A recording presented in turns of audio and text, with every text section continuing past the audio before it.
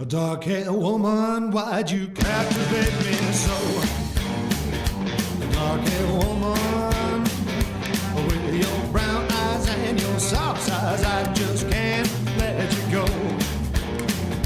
A dark-haired woman, whoa, dark-haired woman, I just can't let you go.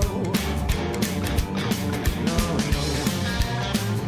A dark-haired woman, let me love you more. A dark-haired woman, girl of mystery, come and kiss me. You are mine and I am yours. Dark-haired woman, oh, oh, dark-haired woman, I just can't let you go. Oh no. Dark woman of a mystery, you just ended my Roman days. A dark woman of beauty, you will help me change my ways. You floated into my life like a ghost with a secret to share. Your eyes wouldn't give the game away as you laughed and shook your long dark hair. A dark-haired woman, why'd you captivate me so?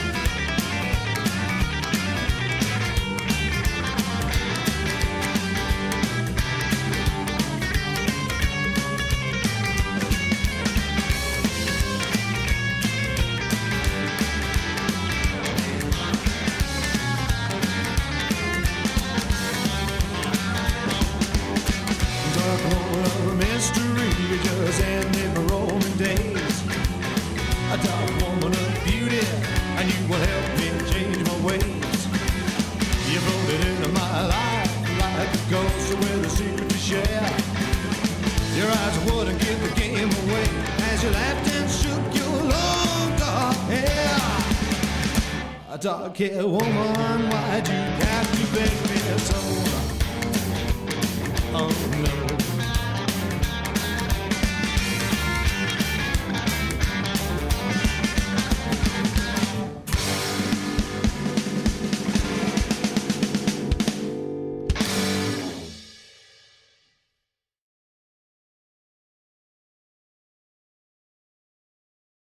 Here's the first video for June 2019. Sorry it's so late. This is a track called Dark-Haired Woman. I've had quite a few requests for this on Facebook and one or two other places. So Dark-Haired Woman is quite an old song. It was recorded with Slim Jim Phantom for a band we had called Catmen, and it was the first CD that we released. And it's kind of a homage, if you like, to Johnny Bennett and the Rock and Roll Trio. I was desperately trying to channel some Grady Martin licks into this song. The song itself is quite a straightforward song. It's in the key of G, a C and a D, but it's also got a B minor and an A in there when it goes to the middle 8. Now the solo is just a 12 bar and it repeats itself, so it's a 24 bar solo, and again it's very, very inspired by the great Grady Martin, one of my absolute guitar heroes. And on the album itself, it was recorded in Los Angeles. I forget which year, but it was probably 10 years ago, maybe longer than that. And it was produced by Gilby Clarke, the rhythm guitarist for Guns N' Roses, and he came up with the sound for it and everything. And I borrowed a black 5120, a Gretsch 5120, which in those days you could go to the, I think it was called the Guitar Center in LA. I may be wrong, but I think it was called the Guitar Center. And you could go in there and you could buy a guitar and you could return it in 2 weeks, no questions asked, and you'd get a full refund. So that's what I used to do when I used to go over there. I used to buy a 5120 and use it on some gigs, and in this case recorded it on this album, and then took it back to the guitar center, got my money back, and went home. So it was quite a good thing to do back then. I don't think you can do it now, but so on that album I used this beautiful black 5120, which had the almonds on it, and it sounded great, and it was a really good sound throughout the whole album. I also played double bass on the album, and of course Jim played drums, and it turned out pretty good. There was some good songs on there. Dark Haired Woman is an original, so it was written by me, and as I say, it turned out really well. Key of G, always a good key to sing along with. And the other thing about the song is, because I've been doing it for so many years with the Enforcers, it's kind of changed a great deal since I first recorded it. And in fact, trying to remember the solos from the album version was quite difficult, really, because it's just a kind of a bit of a mishmash of lots of different licks that I've stolen off of Grady Martin, and of course trying to put my own thing in there a little bit as well. So I've gone over it, and I think I've learned it pretty much as I played it, but of course, as I say, over the years it's changed quite a lot, and these days we tend to put two 24 bar solos in the song and make it even longer, but for the purposes of this video I shall just play the solos as close as I can to the version on the album.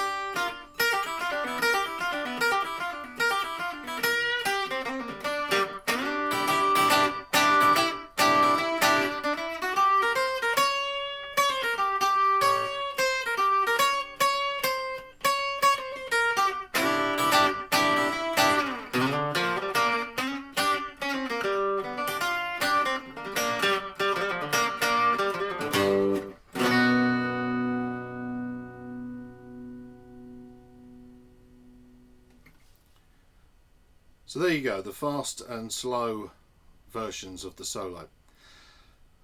To try and simplify things a little bit, we're just going to look really at the shapes that my fingers are going into. And again, the very wonderful F shape, which seems to be the prevailing chord in just about all of my solos, really. So the F shape. And we're going to be kind of looking at that sort of box that the F shape kind of sits in, between the 3rd and 5th frets. That's where most of this is going on. There's a lot of hammer-ons and a lot of pull-offs, and they make it sound like there's an awful lot more going on than what there actually is.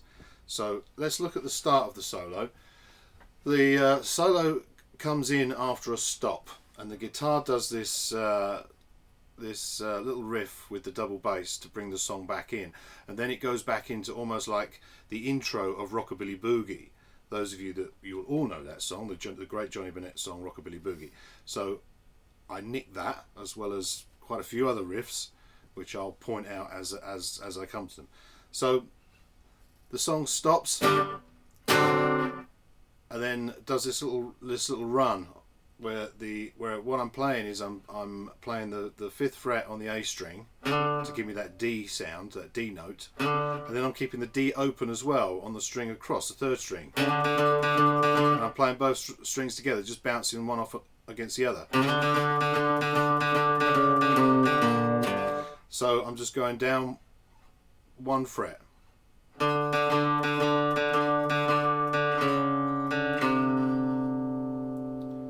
then my little finger is hitting the bottom E on the 6th fret, and then going into the, and to get that sound I'm doing the, think of the blues riff, where you just put your index finger on the 3rd fret on the bottom E, and you're putting your ring finger on the 5th fret on the A string, pressing them down, those down together, and so I'm keeping that going, but I'm using my little finger to hit the bottom E string on the 6th fret. And then I'm going into the start of the solo, which starts with a little flurry here, and again I'm leading the solo with my ring finger, my middle finger, sorry, no, my ring finger on the 5th fret on the A string.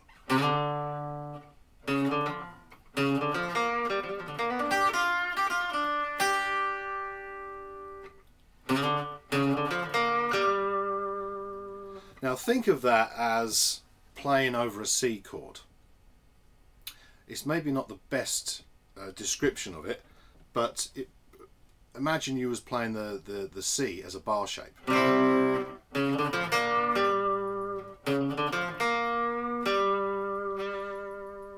So again, leading off with my ring finger, sliding up to that D note on the 5th fret on the A string, and I'm keeping my index finger on the 3rd fret on the D string,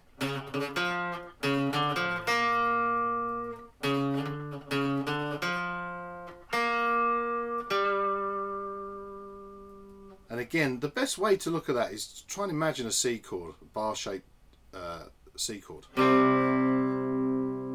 because it's almost where your fingers kind of want to be. Then we do the little hammer on, which I'll be using quite a lot, and again it's on the D string, and you're hammering on from the 2nd to the 3rd fret, quickly going back to that D note on the A string.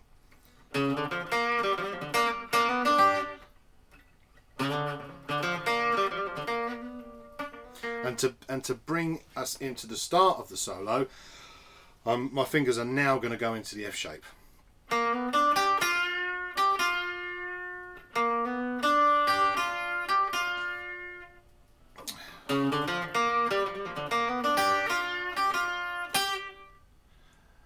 And now we go into the beginning of the solo. So that is just really the intro, bringing us into it. Now this is a very typical Grady Martin lick, where you're going to keep your index finger on the 3rd fret on the top E, and your little finger's going to hit down on the 6th fret on the B string. You're going to do that twice. Now what we're going to do is you're going to keep your fingers in virtually the same place, but you're going to use your little finger to hammer on between the 3rd and the 4th. The 3rd and the 6th fret on the top E, and you're going to do that 3 times, ending each time with your little finger hitting the 6th fret on the B string.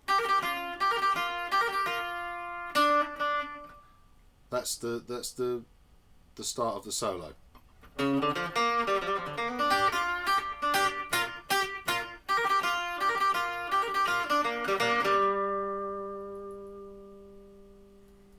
And again, keep thinking of the box that you're in, and that you're playing kind of like the F shape, but also a C shape as a bar chord. So keep imagining those 2 chords in your head for where your fingers need to go.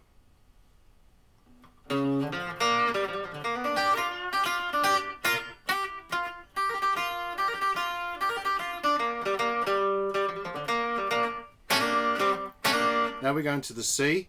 So here we're going to play a much abbreviated version of the bar C chord, because really I'm just going to be playing the third and second strings on the third fret.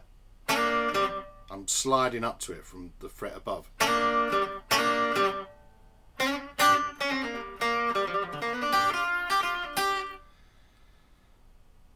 And again, keep thinking of that F shape. And that sort of roll-in effect is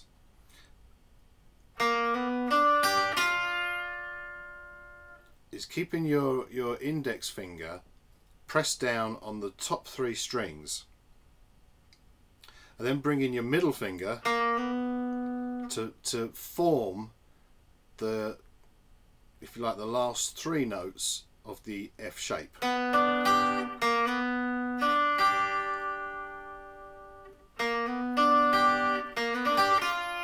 And then bringing your little finger down on the 6th fret on the B string, so you're playing like an F7th.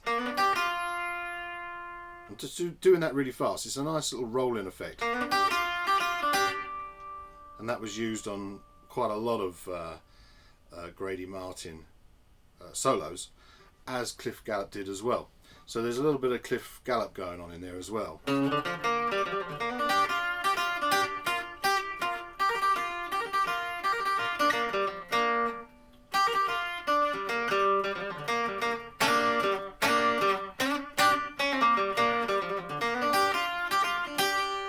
And now we're going to go into the end of the first half of that guitar solo, where we're going to go to the D chord. But again, instead of playing a D, we're going to just do hammer-ons and pull-offs. Well, these are pull-offs really. And again, as we did at the start of the solo, we're going to go back to that, and we're going to do this thing where we're going to keep our index finger on the 3rd fret on the top E, and we're going to be bouncing on from the 3rd to the 6th fret from the E and the B strings, doing exactly the same thing on the B string as well, so that you get this effect.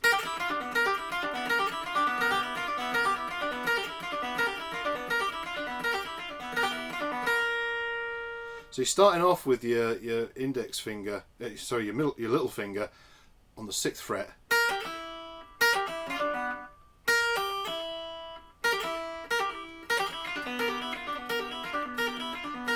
And that's the effect that you want to get, because you want to get that open E as well, that open top E.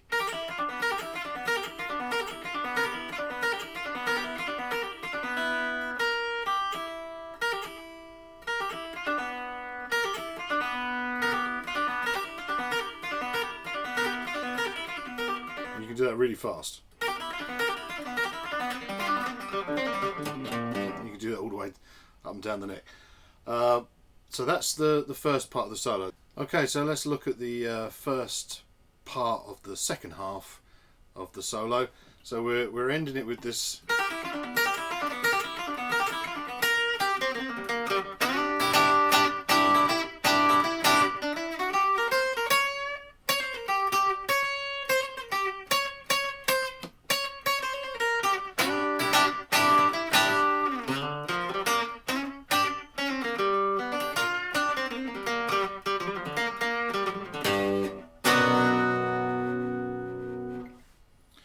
So we've got to visualize a D chord here, because we're going to be playing the D shape. So play a D chord up here,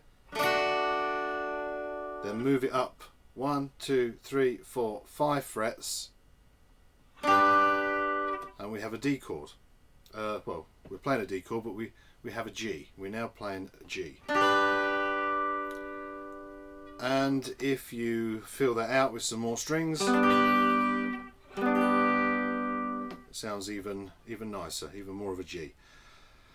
But what we need to do is we need to change the way we play the chord for the purpose of this solo. So instead of playing the D shape like this, we're going to kind of turn it round a little bit. We're going to start with our index finger pressing down on the 3rd string on the 7th fret. Our ring finger is going to be pressing down on the 8th fret on the 2nd string, and we're going to leave the top E open to get that effect. And we're going to use our little finger to bounce off the 3rd fret on the 3rd string on the 9th fret.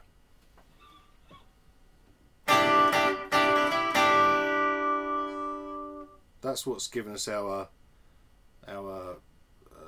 sound, if you like.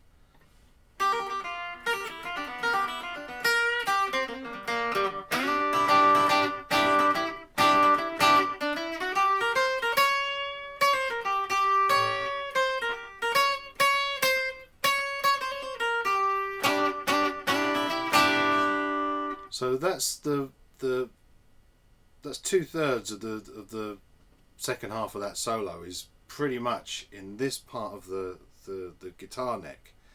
So we're between the 7th and 9th frets. And again, think of it as a D chord. So the lead off, the start of it,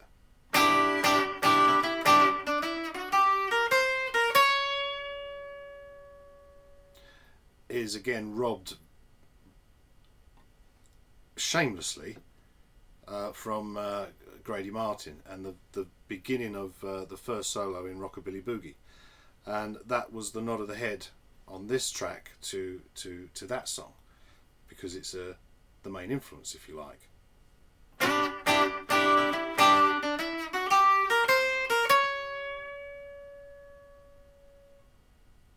And that's how we get that that sound on the first 2/3 of that solo. And to end it, we're going to go back up to the box in the 3rd and 5th frets, and going back to the hammer-ons, and so to end it.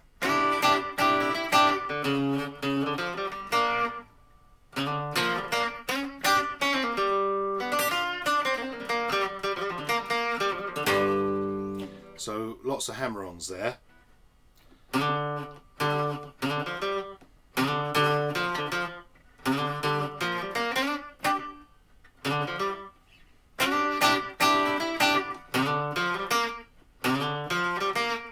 And again, that's very similar to what we was doing in the first half of the guitar solo, when we were looking at the C shape, the C bar chord. So they're 2 frets apart from each other.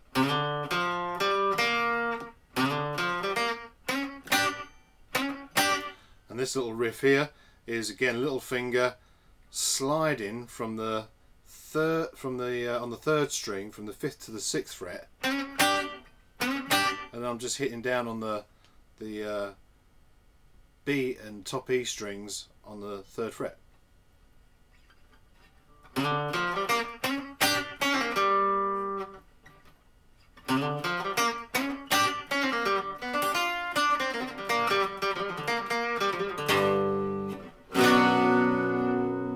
And those hammer-ons are always kind of 2 frets apart.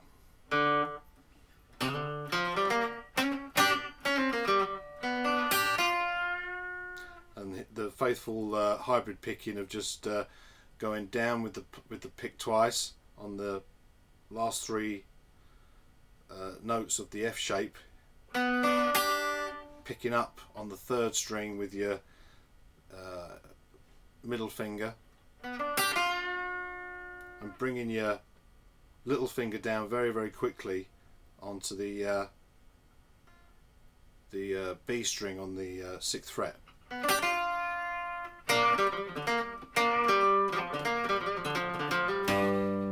And then we go to the B minor when the song comes back in. So that's a look at Dark Haired Woman. Hope you enjoyed it. Thank you.